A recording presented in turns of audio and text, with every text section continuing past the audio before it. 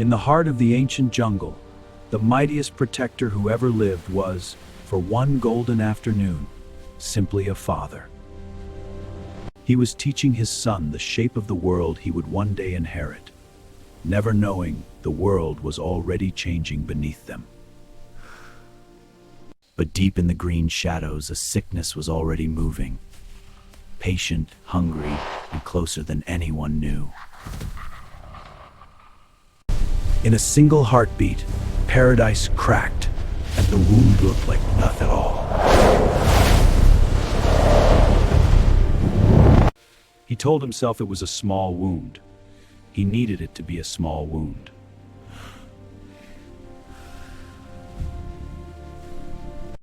By moonlight, the truth began to surface, and no father's strength could hold back what was spreading beneath his son's skin. The virus did not ask permission. It simply what it wanted, and what it wanted now was control of his son's body. He had broken mountains and felled titans without hesitation. Against his own son, he would not raise a fist. A king who had survived every war the world could offer now faced the only battle he had never trained for, a race against time to save his own blood. His own wounds meant nothing. Only the hourglass mattered now, and somewhere far behind him, it was already running low.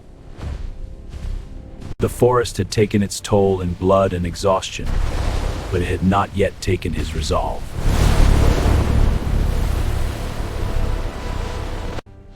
Battered, bleeding, but unbroken, he began the final climb toward a flower that was his last hope. He had survived the forest's every trial only to find his last hope already stolen, but a father does not stop simply because hope changes shape. The flower you seek was never the true cure, young king. 1 hour, and the sleeps in us king and me, where he did not father, and a father. He walked willingly into the one place every instinct screamed at him to avoid, because somewhere behind him, an hourglass was nearly empty. He had fought titans before. He had never fought anything like this.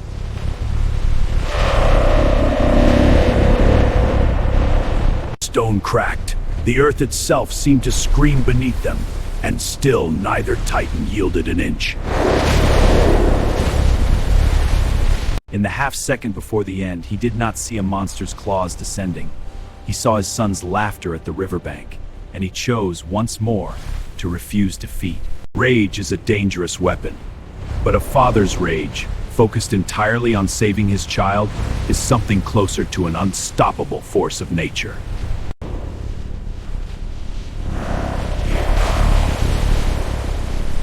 Hung me like a curse that refused to be silenced.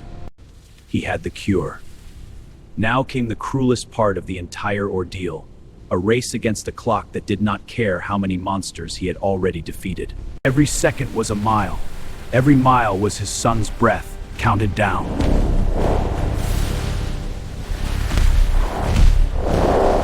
He had crossed a forest of death, fought a monster from nightmare, and run until his body screamed for rest, all to deliver this single, fragile moment.